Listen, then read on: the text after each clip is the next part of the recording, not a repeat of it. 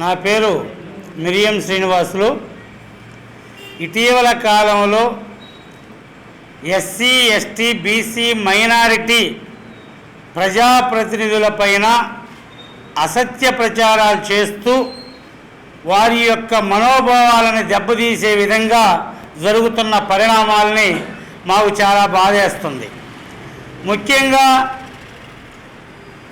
బీదా మస్తాన్ రావు గారు రాజ్యసభ సభ్యులు. ఈయనకి నెల్లూరు జిల్లాలో ఇసుకపాలెము ఆ కోస్టల్ ఏరియాలో ఉన్నటువంటి మత్స్యకారులతో నిరంతరము సంబంధాలు కలిగి అన్నదమ్ముల వలె ప్రతి నిత్యము మత్స్యకారులతో సఖ్యతతో ఉండేటువంటి వ్యక్తిని కావాలని కొన్ని శక్తులు ఇటీవల కాలంలో మద్రాసు రాష్ట్రానికి సంబంధించినటువంటి బోట్లు ఆంధ్రప్రదేశ్ రాష్ట్రంలో ప్రవేశించాయని, ఈ ఆంధ్రప్రదేశ్కు సంబంధించినటువంటి మత్స్యకారులు వాటిని ఒక చోట నిర్బంధించడం జరిగింది. అవి అనుకోకుండా నిర్బంధం నుంచి వెళ్ళిపోవటం కూడా జరిగింది. వెళ్ళిపోవటానికి బీదా మస్తాన్ రావు గారే కారణం అంటూ పుకార్లు షికారులు చేసే విధంగా రాజకీయ కుట్ర ఒకటి భయంకరంగా జరిగి ఆ యొక్క నిందని బీదా మస్తాన్ రావు గారి పైన వేయటం జరిగింది. అయితే బీదా మస్తాన్ రావు గారు రాజ్యసభ సభ్యులుగా ఉంటూ కూడా ప్రతి నిత్యము ఆ మత్స్యకారులతోనే నిరంతరము ఆయన సంబంధాలు కొనసాగుతుంటాయి. ఆ వ్యక్తిని ఆ యొక్క కులాల మత్స్యకారి కులాలకు దూరం చేయాలనేటువంటి కుట్రలో భాగంగానే ఆయన పైన గుడ్డగాల్చి ముఖం మీద వేసినట్టుగా ఆయనే దుడుచుకుంటాడు అన్నట్టుగా చేశారు. ఇది కొంతమంది కావాలని కుట్ర పని చేస్తున్నారు. మరోపక్క ఏలూరు ఎంపీ గారైనటువంటి పుట్ట మహేష్ కుమార్ పైన రాత్రికి ఒక ప్రకటన వస్తుంది, తెల్లారి మరో ప్రకటన వస్తుంది. సంబంధం లేకుండానే ఆర్థికంగా అభివృద్ధి చెందినటువంటి బీసీల మనోభావాలను దెబ్బకొట్టే విధంగా కుట్రపూరితంగా ఒక కుట్ర జరుగుతుందనేటువంటిది మా యొక్క అభిప్రాయం. ఆయన నాకు ఎలాంటి సంబంధం లేదంటాడు, కానీ ప్రభుత్వాలు మాత్రం సంబంధం ఉందా లేదా అని నిగ్గు తేల్చదు, అలా వెళ్తారు. అంటే వీళ్ళు మానసికంగా రోజుకి కుషించాలి, వీళ్ళ ఆత్మగౌరవం దెబ్బతినాలి అనే విధంగా ఉంది.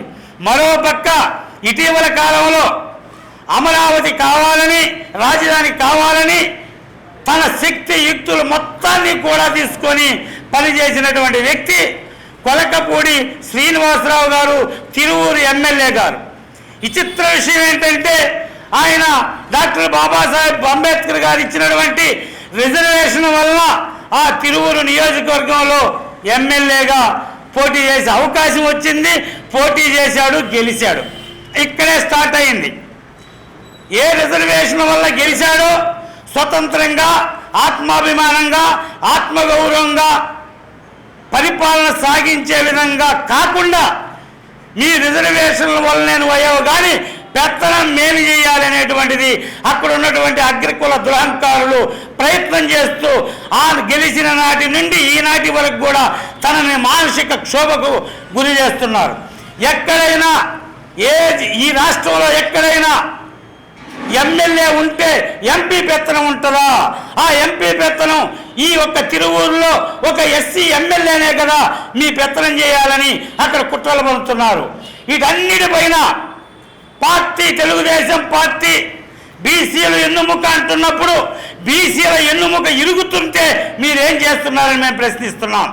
బీసీలే ఎన్నుముక అధికారంలోకి రావడానికి 150% ఉన్నటువంటి బీసీలు మిమ్మల్ని రాజ్యాధికారంలోకి తీసుకెళ్ళినటువంటి బీసీలను ఆర్థికంగా అభివృద్ధి చెంది రాజకీయ ప్రయోజనాల్లో ప్రథమ స్థానంలో ఉన్నటువంటి వ్యక్తుల్ని మీరు కావాలని మానసికంగా వేధించే విధంగా మీరు కుట్రలు పన్నుతున్నారు. దీనికి చంద్రబాబు నాయుడు గారే సమాధానం చెప్పాలి. ఆ పార్టీలో బీసీల పైన కుట్రలు జరుగుతుంటే నిగ్గు తేల్చాల్సినటువంటి చంద్రబాబు నాయుడు గారు ఎందుకు మౌనంగా ఉన్నావు అని అడుగుతున్నాం. అదే టీటీడీ బోర్డులో రాసలీలని అంటే ఎంతో సీరియస్గా తీసుకొని ఎవరు ఈ విషయాన్ని స్ప్రెడ్ చేశారో వాళ్ళని వెంటనే అరెస్ట్ చేయమని తీసుకున్నటువంటి చర్యలు బీసీల పట్ల నీకెందుకు లేవు అని మేము అడుగుతున్నాం. నిజమైనటువంటి బీసీల ఓటు బ్యాంక్ అయితే కావాలి. బీసీల ఆత్మగౌరవం దెబ్బతింటుంటే మాత్రం చూస్తూ ఊరుకుంటారని మేము ప్రశ్నిస్తున్నాం. ముఖ్యంగా ఈనాడు మేము చెప్పదలుచుకున్నాం, మా నాయకులకు కూడా ఎస్సీ ఎస్టీ బీసీ మైనారిటీ నాయకులు అగ్రకుల పార్టీల్లో ఉన్న ఓ నాయకులారా, మీరు ఆత్మాభిమానం చంపుకొని అవమానాలకు గురవుతూ ఆ పార్టీలో ఉండే కంటే స్వాతంత్రం వచ్చిన 79 సంవత్సరాల తర్వాత నేడు ఈనాడు మనలో చైతన్యం వచ్చింది. చైతన్యం వచ్చిన క్రమంలో ఈనాడు భారత చైతన్య యువజన party, democratic Congress party, Bahujan Samaj party, Samajwadi party, రకరకాల పార్టీలు ఈ రోజున అవతరించాయి. మీరు ఆత్మగౌరవంగా ఆ పార్టీల్లోకి వచ్చి చేరి మీ ఆత్మగౌరవంగా జీవించండి. అవమానాలకు గురి కావద్దనేది మా నాయకులకు కూడా మేము ఓసారి విన్నవించుకుంటున్నాం. ముఖ్యంగా ఈ దేశంలో కానీ ఈ రాష్ట్రంలో కానీ బీసీలు లేనిది ఈ రాష్ట్ర అభివృద్ధి జరగదు.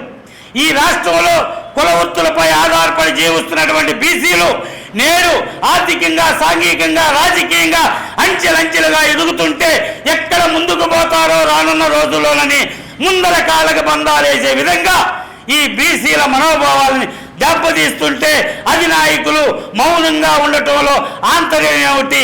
మౌనమే అంగీకార సూచికమా? అంటే మా యొక్క ఆత్మాభిమానాలు మేము దెబ్బతింటుంటే మా మీద గుడ్డగాల్చి మా ముఖాన్ని వేస్తే మేము తుడుచుకుంటూ కూర్చోవలసిన కాలం ఇక చెల్లదు. అది జరగదని మేము తెలియజేస్తున్నాం. ఇంకొక విషయం, ఓ అగ్రకుల పార్టీ నాయకులారా, మీ ఓట్ల కోసం మాకు కొన్ని సీట్లు ఇచ్చి మమ్మల్ని అగౌరవపరుస్తున్నారు. మాలో ఉన్నటువంటి ఎస్సీ ఎస్టీ బీసీ మైనార్టీల్లో ఆర్థికంగా ఎదిగినటువంటి 100 మంది ఒక చోట కానీ కూర్చొని 1000 కోట్లు కానీ రాజకీయానికి ఖర్చు పెడితే మీరు సునామీలో కొట్టుకొని పోతారు. మీ రాజకీయానికే మీకు శాశ్వతంగా దూరం అయిపోతారు అనేటువంటిది మేము స్పష్టం చేస్తున్నాం. అందువలన ఎక్కడ తప్పు జరిగినా నిగ్గు తేల్చండి. బీదా మస్తాన్ రావు మీద వచ్చిన ఆరోపణల్ని నిజమా కాదా తేల్చండి.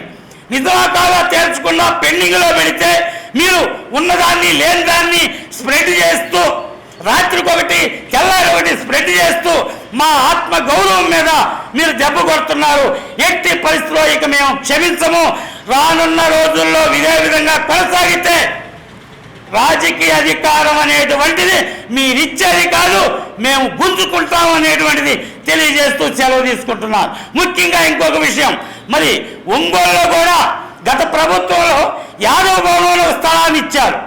ఈ ప్రభుత్వం వచ్చేటప్పటికి ఆ స్థలంలోకి వచ్చేటప్పటికి సబ్ స్టేషన్ కట్టారు. అంటే ఇక్కడున్నటువంటి యాదవులు ఏమి చేయలేరనేటువంటి ఆలోచన. ఒక స్థలం ఇస్తే కోర్టు పెండింగ్లో ఉన్న దెబ్బల రోడ్లు, ఈ స్థలం ఇచ్చి సబ్ స్టేషన్ కడతారు. దీంట్లో ఏదో ఫాల్స్ మినిట్స్ ఎక్కిందంట. అయితే ఆనాడు ఆ ఫాల్స్గా మినిట్స్ ఎక్కించినటువంటి ఆనాటి అధికారుల మీద చర్య తీసుకోవాలి కదా. చర్య తీసుకోకుండా ఈ స్థలంలోనే సబ్ స్టేషన్ కట్టి మా యొక్క యాదవ భవనాన్ని కబ్జా చేస్తే మేము చూస్తూ ఊరుకుంటున్నామనంటే మా యొక్క యాదవుల యొక్క మౌనము, వారి యొక్క మౌనం వెనక చాలా అర్థం ఉంటుంది.